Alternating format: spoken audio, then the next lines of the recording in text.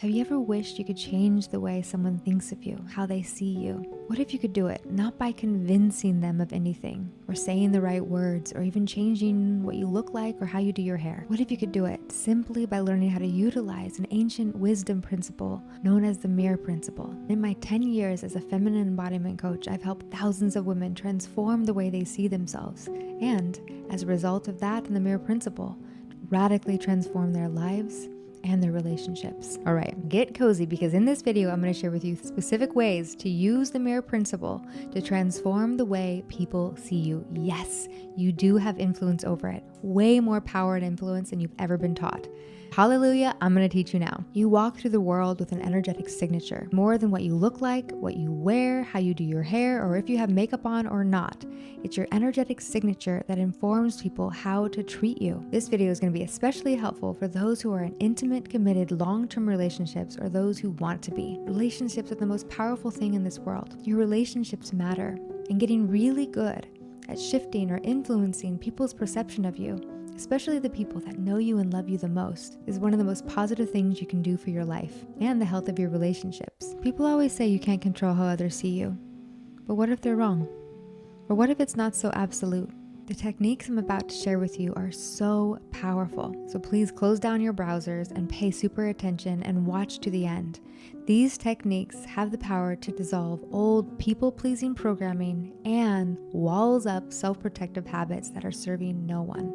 So it doesn't really matter what side of the camp you fall on in the relationship. If you're more of the anxious attachment, the people pleaser, or the more avoidant attachment, walls up, self-protective one. This technique works, and it's really important that you use it and practice it correctly. So don't skip around, just receive what I'm about to share with you. To get set up, I want you to close your eyes and imagine, just like that, all of your relationships are more harmonious. Your relationships with your friends, your lover, your children, your family, your co-workers, the strangers on the street. You have complete peace walking through the world, falling asleep at night, and waking up each morning because your energy is clear. You're harboring no resentment, no unforgiveness, no weird thoughts or worries, wondering what others are thinking of you. How amazing do you feel? How free are you? So now, how do we get there? Hear this. Your perception of the people in your life sets the stage for how they will treat you. Whether you're a walked-on nice girl or a bitch with no friends, you have way more power and influence over how people see you than you have been exercising. But that's going to change now. Part 1. The mirror principle explained. The mirror principle is an ancient wisdom principle. As above, so below. As within, so without. Which means your internal world is reflected in the external world around you. It suggests that your perception of others and the world around you is a reflection of your own inner beliefs, thoughts, and attitudes. Now, that may piss you off, but just hang with me. I'm going to tell you why this is really good news. Because it basically says what we see in others is a mirror or a reflection of what already exists in ourselves. The mirror principle is the greatest gift for self-awareness and awakening. Don't resist it, resent it, or blame it. Simply receive it and say thank you. Whatever your life or relationships are showing you now, say thank you. Help me to see the truth of who I am more clearly. Holy cow, the significance of the mirror principle in shaping our perception is profound. Listen to this. Number 1, it encourages us to look inward and examine our own beliefs and attitudes when we react strongly to others. This is true self-reflection. Number 2, it shifts the focus from blaming external circumstances to taking responsibility for our own perceptions and reactions. This is personal responsibility. And number 3, by recognizing that our perceptions are shaped by our inner world, we gain opportunities to change our beliefs and thus change our reality. Opportunity for growth. So self-awareness, self-reflection, personal responsibility, and opportunity for growth.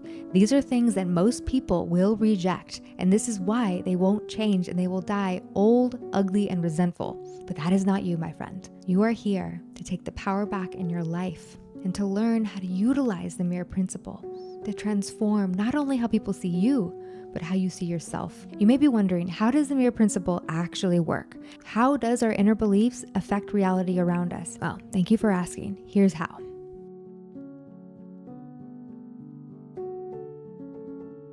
Number 1, selective attention. Your beliefs act as filters, causing you to notice and focus on information that confirms your existing beliefs about others and the world. Number 2, interpretation. You interpret events and behaviors of others through the lens of your beliefs, often in ways that reinforce those beliefs. 3, behavior. Beliefs influence how you act towards others, which in turn affects how they respond to you, creating a cycle of self-fulfilling prophecy and loops. Emotional response. Your beliefs shape your emotional response and reactions to others and situations, coloring your overall experience of reality and your world. 5, opportunities. Holy cow, your beliefs about others and the world can either open you up to new possibilities daily or close you off entirely, closing you off from both potential experiences and deeper relationships. And number 6, manifestation. I am of the belief that our deeply held perspectives and beliefs shape what we manifest in the world. They are deeply tied to our embodiment. And if you are familiar with my channel, then you know how I see manifestation. Embodiment is manifestation. Manifestation is embodiment. Because your deeply held beliefs and perceptions are stored in your body, you cannot manifest your dreams and desires until you embody it first. Look around you at your life. Your deeply held beliefs are complicit in the events and circumstances in your current reality. You cannot extract the two. They are two peas in a pod. They are deeply tied. You can argue with the universe all day on this, but why waste your breath when you can be using that same energy, that same breath to begin creating the life and the relationships you really want, because you do have that much power. So now you're ready to hear this. Someone can only be as good in your presence, as good as you hold them in your mind. What do I mean by good? By good, I mean true to their divine essence. When there are two souls relating to each other from their divine essence, there is harmony. It's when the shadow gets involved and ego and wounding and triggers and trauma and stuff, that's when the mess occurs. But when you can see someone in their true essence, then you are creating space for them to actually show up as that. If you only see their flaws, their mistakes, their past failures, their bad habits and traits, that's as good as they'll ever be able to show up for you. Energetically, you are in effect keeping them in that state by the power of your perception, even if they have grown and changed and are beginning to exhibit new traits. You will not be able to see them. Your mind is that powerful. You believe what you want to believe. You see what you want to see. This is why someone can only ever be in your presence as good as you hold them in your mind. The impact on relationships for this is huge. Most people are completely unconscious about how they're holding others in their mind, especially those they're in the most intimate relationships with. This is a problem because most of the time in deep and intimate relationships, we've been hurt. We've experienced the flaws and the imperfections of the other person. And if we're not careful, we can begin to see them only in that light. Even if we love them, even if we know they have good traits, we can start relating to them only from the negative ones. This is so common in marriage, unfortunately, and in close family relationships. It can create a self-fulfilling prophecy, meaning when you hold certain beliefs about someone, you tend to act in ways that unconsciously encourage that person to behave in alignment with your expectations. An example of this may be if you think your husband has checked out and he's never there for you, and you see him as someone who just overworks and only cares about himself. Then over time, energetically you withdraw. You stop asking him questions. It's like you are standing like this. There's so much energetically that gets communicated in relationships, and most of it is embodied. You never have to say a word, but it gets communicated through the way that you hold your body when you're in the room with somebody. You may not even be consciously thinking of this, but you are expressing it. Your belief about someone acts as a filter through which you interpret their actions, potentially causing you to overlook positive qualities or magnify negative ones. Leave a comment below if this is you. We all have been there. The merry-go-round, the endless loop. Your perceptions can create a feedback loop where your beliefs influence the other person's behaviors, which in turn reinforce your initial perceptions. This, my friend, is most intimate relationships and marriage. This is why it's so important to be conscious in your relationships and to practice conscious loving. And so much of conscious loving is about self-reflection, realizing what it is that you're experiencing. What are your beliefs? What are your thoughts? What are your feelings? And then doing the deeper work to examine where do they come from and how do I let them go? Here's a relatable example. Have you ever had a partner who was unreliable? If you're in that relationship now, that's bad news or good news, depending on how you see it. Listen up. If you believe your partner is unreliable, you might constantly check up on him or express doubt, potentially pushing him away, or causing him to give up trying, feeling like they can't ever win. My husband does coaching work with men. I know from his experiences that so many men right now feel like they can do nothing right in their relationships. And part of it is this, that you, the wife, the girlfriend, has stopped being able to see them clearly, and your perception of them may be part of what's keeping them trapped in an old version of themselves. It's definitely what's keeping you trapped. If you want to grow, you got to let other people grow too. So now for the most important part of this video, the simple exercises you can do to begin transforming the way you see people and transforming the way they see you. These are simple exercises to help you practice shifting perception. And you know what Marianne Williams says? A miracle is a shift in perception. You can experience a miracle in your relationship today. You can experience a miracle how people see you today. Okay, here's what I want you to do first, and you can do it with me right now.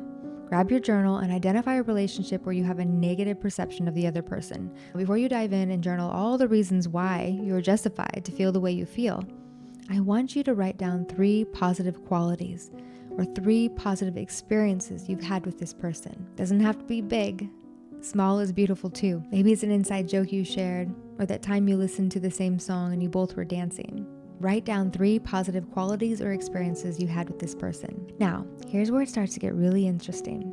For the next week, commit to looking for more evidence of these positive qualities. Become a huntress to seek out more positive interactions with them. If you want to lean into your playful feminine energy, become a little mischievous.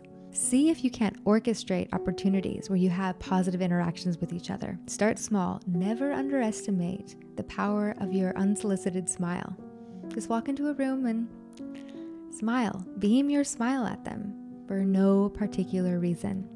At the end of each day, note in your mind or in your journal the positive interactions that you had, the little moments, the tiny glimpses into what might make them awesome. At the end of 1 week, reflect on whether your perception of this person has shifted and how this may have affected your interactions. By consciously working to see the best in others, you will shift your perceptions of them. And your perceptions of them will in turn shift their perceptions of you. You will not have to say a word or change your outer appearance in any way. You will become more attractive. It's all energetic.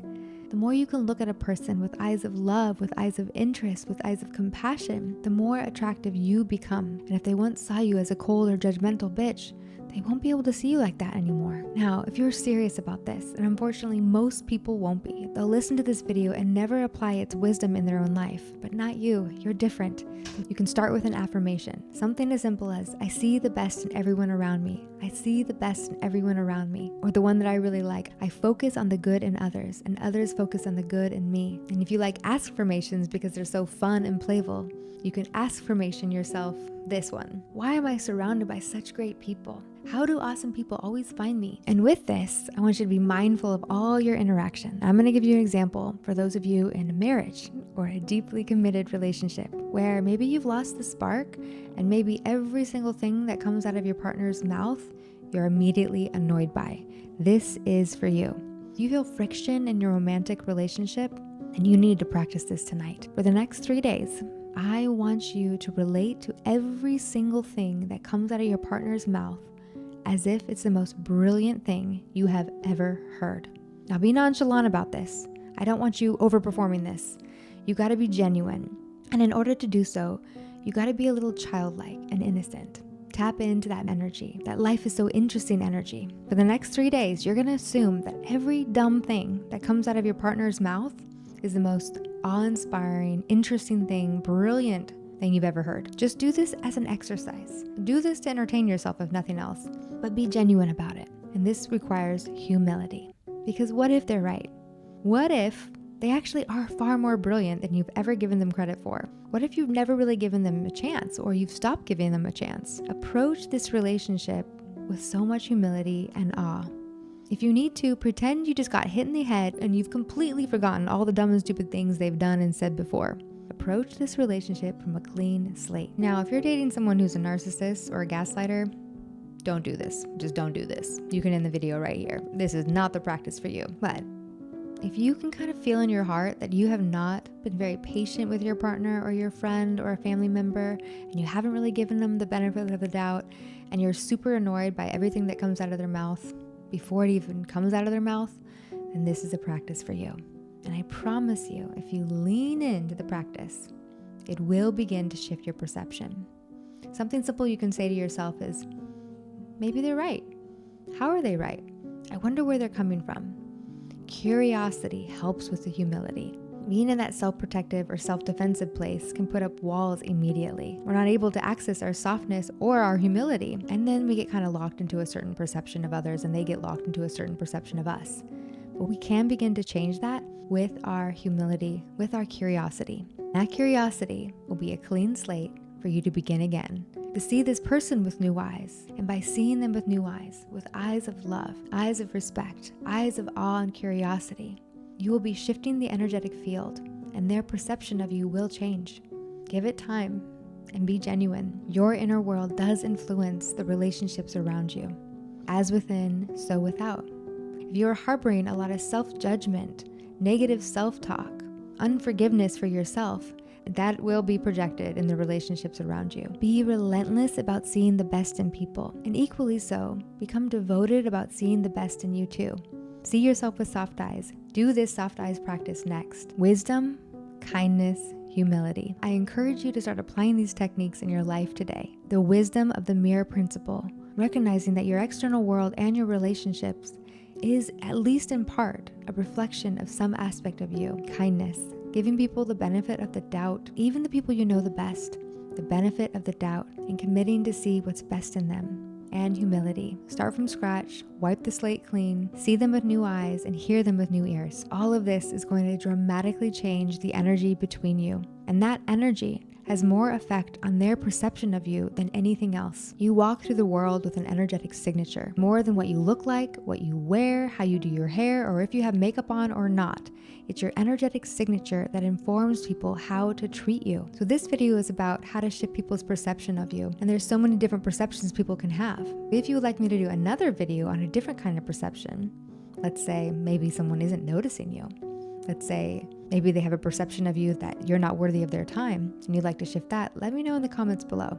This video is going to be especially helpful for those who are in intimate, committed, long-term relationships, or those who want to be. Relationships are the most powerful thing in this world. Your relationships matter, and getting really good at shifting or influencing people's perception of you, especially the people that know you and love you the most, is one of the most positive things you can do for your life and the health of your relationships. Let me know what you think. Are you willing to try this? I hope this video was of value to you. Remember, you can trust what lights you up. What lights you up leads you home. And your perception of others is a direct reflection of yourself. Be kind to others. See them with soft eyes, and create space to see yourself with soft eyes too. I'll see you back here real soon. I've recorded 5 videos today, and it's almost time for bed, so you're the lucky viewers that get my evening routine headband. Who else has this headband? I know I'm not the only one. Please let me know who you are in the comments below.